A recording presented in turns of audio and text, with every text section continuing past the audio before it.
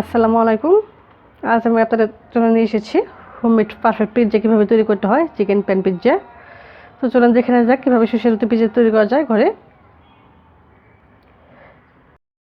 আমি একটা প্যানে খুবই সামান্য তেল দিচ্ছি, আর এখানে দিয়েছি 1 চা চামচ কম আদা এবং রসুনের পেস্ট।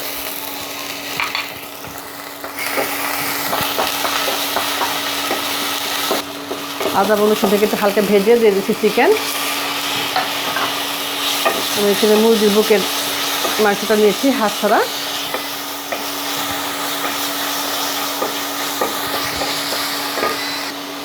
দিয়ে দিচ্ছি সামান্য গোলমরিচের গুঁড়ো,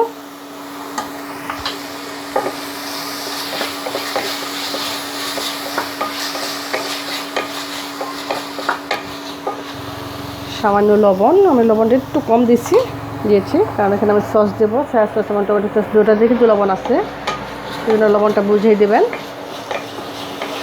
সামান্য সয়া সস,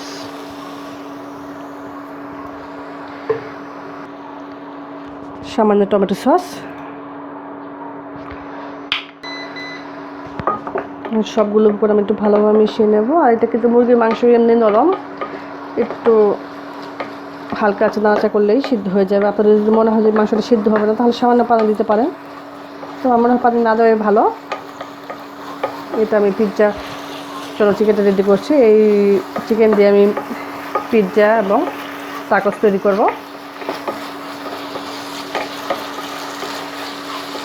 আমার চিকেনটা রেডি পিৎজা এবং টাকোসের জন্য। আর এটা কিন্তু একটু সাদা সাদা দেখতে ভালো লাগে। আপনাদের যদি মনে হয় যে না সাদা ভালো লাগে না, তাহলে লাল মরিচ গুঁড়ো দিতে পারেন। তো একটু গোলমরিচ দিলে মনে ঝালটা বেশি ভালো লাগে। তো আমি এটা নামিয়ে নিচ্ছি। রুটি বেলার জন্য আমি একটা ডো নিয়েছি, আমি একটু রুটি বেলে নেব। পিৎজা রুটি কিন্তু খুব বেশি পাতলা না, আপনি যে প্যানে বসাবেন সেই প্যান অনুযায়ী বড় ছোটো করতে পারেন।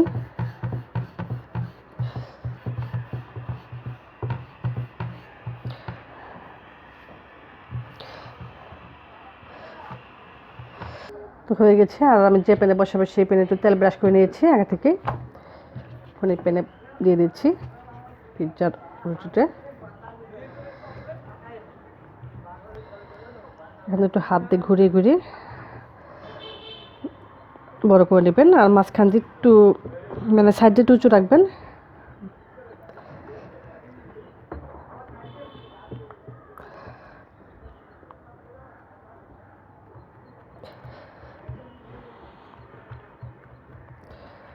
হয়ে গেছে আমার পিৎজা রুটি। এখন যে কাজটা করবো, কাঁটা চামচ দিয়ে একটু মাঝখানে এরকম কয়েকটা ছিদ্র করে দেবো, যাতে ফুলে না ওঠে। এমনি দিলে কিন্তু একটু ফুলে উঠবে রুটিটা। হয়ে গেছে। এখন যে যার স্বাদ মতো এখানে জিনিস ইউজ করতে পারেন। আর আমি ক্ষেত্রে দিয়ে দিচ্ছি পিৎজা সস যদি আপনার হাতের কাছে না থাকে, যে কাজটা করবেন, red chilli sauce, tomato sauce mixed half আর রেড চিলি ফ্লেক্স মিক্সড করে নেবেন, তাহলে কিন্তু পিৎজা সস রেডি তৈরি হয়ে গেল। এটা দিয়ে দিচ্ছি।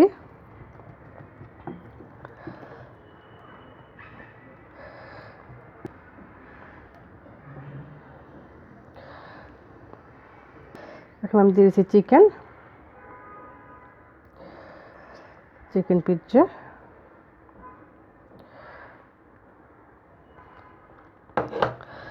স্বাদ মতো আমি পেঁয়াজ কুচি, কাঁচামরিচ কুচি, টমেটো কুচি আর 2 রকমের ক্যাপসিকাম, লাল এবং হলুদ। আর অবশ্যই লাগবে মজারেলা চিজ, সেটা আমি গ্রেট করে নিয়েছি।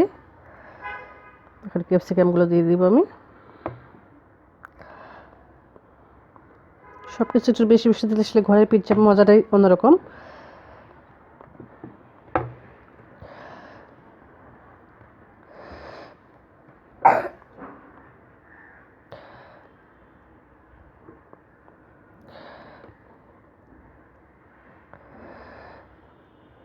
মাঝখানে আমি টমেটো কুচি দিয়েছি।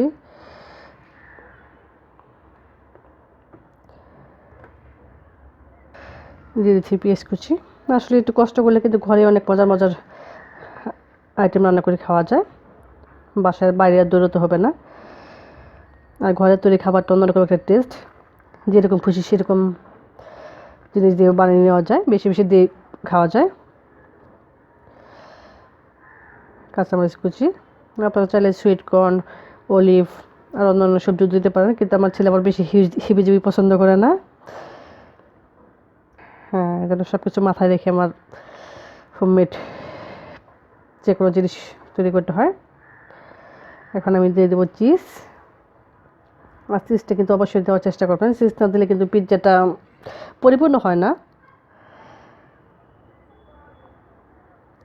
চিজটা যখন গলে সব কিছু মিশে যাবে তখনই কিন্তু খুব মজা খেতে।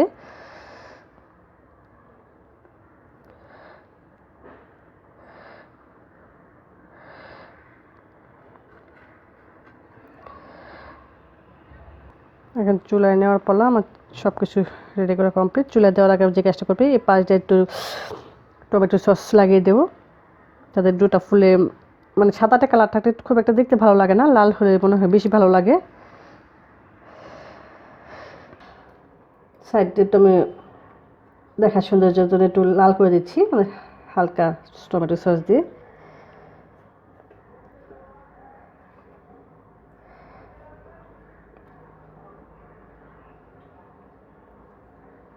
হয়ে গেছে। এখন এটা আমি চুলায় বসিয়ে দেবো, গ্যাসের চুলায়।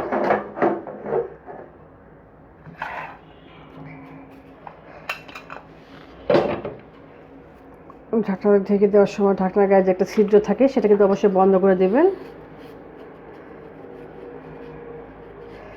যে কোনো কাঠি কিংবা টিস্যু দিয়ে, কাগজ দিয়ে।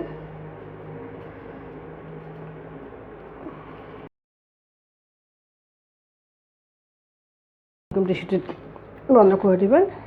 এখন আমি চুলা অন করে দেবো। প্রথম দিকে আমি 2-3 মিনিটের জন্য চুলাটা আস্তে একটু হাই রাখবো, তারপর একবারে লো আছে 25 থেকে 30 মিনিট বেক করব।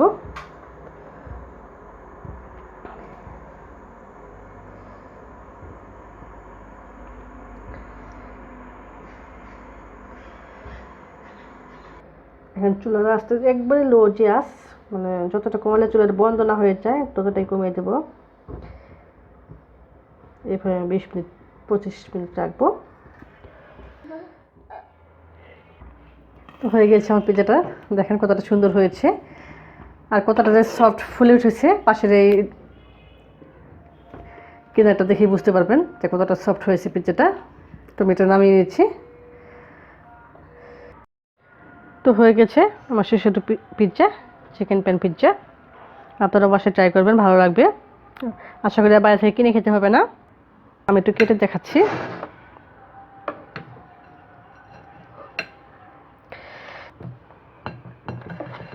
তো হয়ে গেছে, দেখেন কতটা সফট তুলতুলে।